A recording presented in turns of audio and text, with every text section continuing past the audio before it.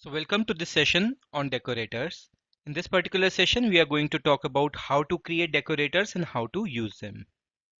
So we'll be implementing some easy decorators and we'll be using them with the class and class properties. So let's start with the first implementation of decorator. So I'll create a sample class. We'll say sample decorator.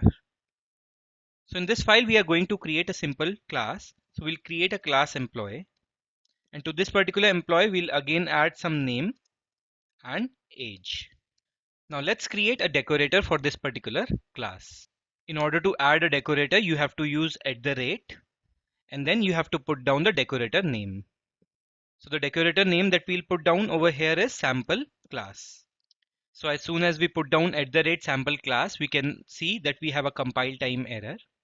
The compile time error over here is because we haven't defined this particular decorator. We have to add certain behavior to this particular decorator. So we can add a behavior to this particular decorator using a simple function.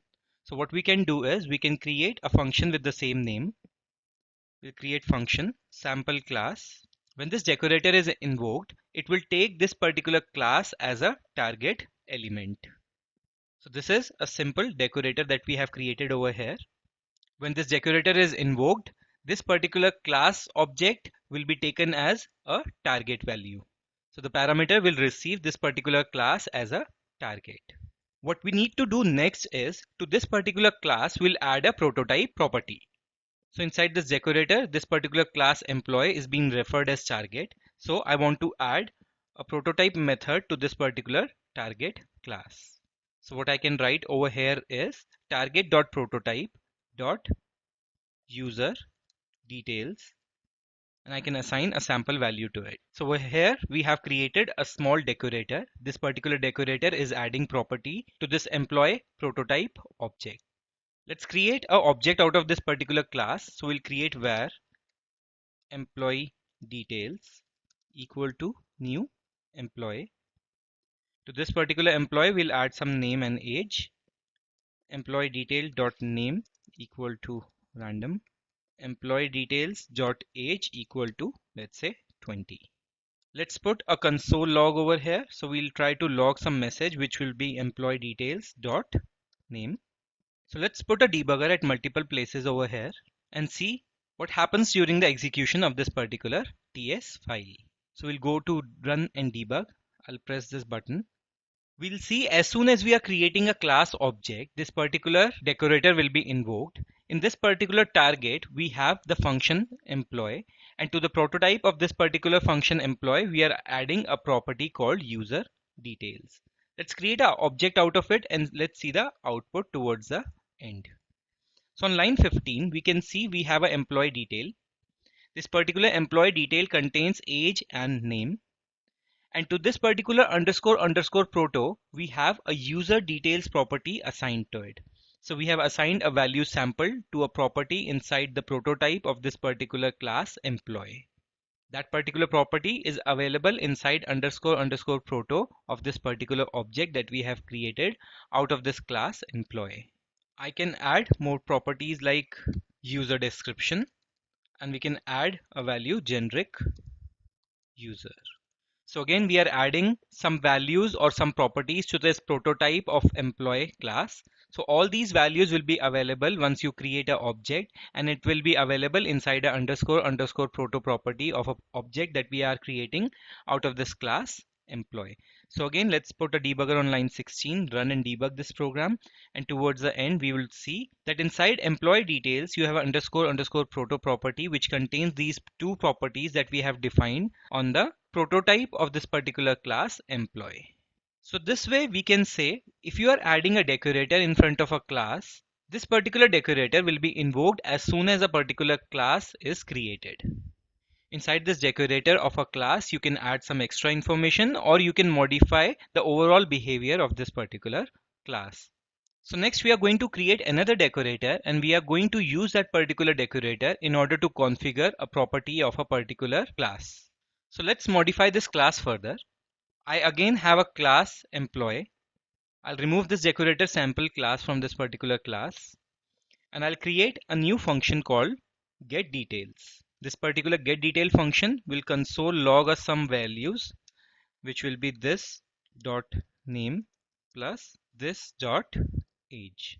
Let's create an object of this particular class employee. Sample employee equal to new employee, and we need to pass some values to name and age. So we'll just say sample employee dot name equal to sample, and sample employee dot age equal to 10.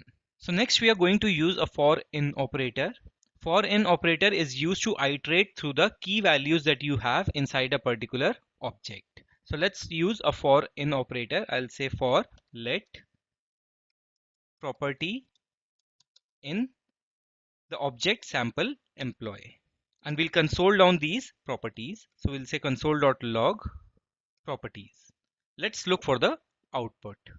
So over here you can see that it will log down all the properties that belong to this particular object sample employee. So the property that are there with the sample employee is the property name, age, and it also contains a function called getDetails.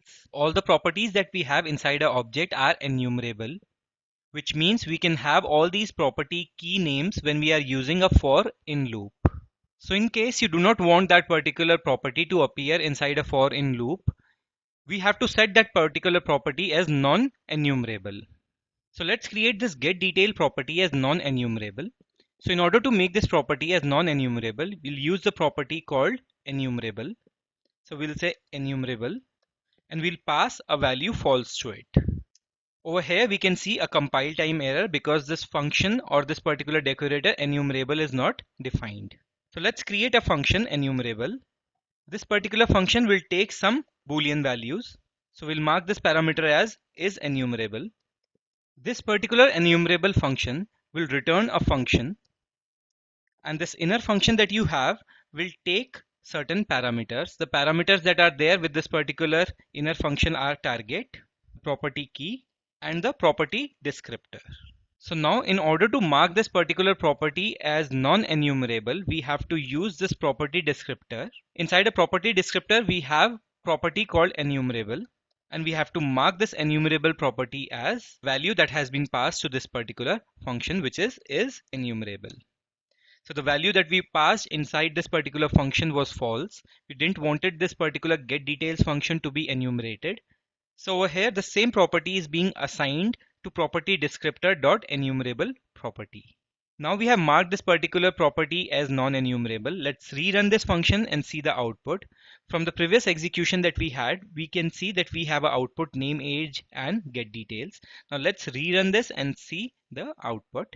So when we are rerunning this, we can see this execution do not console log us the value getDetails because getDetails is now non-enumerable. Again, I can create one more function which is getOtherDetails, and this particular getOtherDetails can console log some random data. So I can write some random string over here. Again, let's run this particular file. We'll see the output will contain name, age, and getOtherDetails.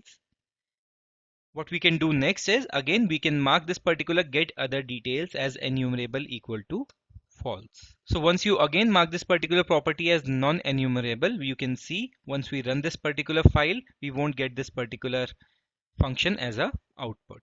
So again, we have just name and age, and these property getDetails and getOtherDetails are non-enumerable.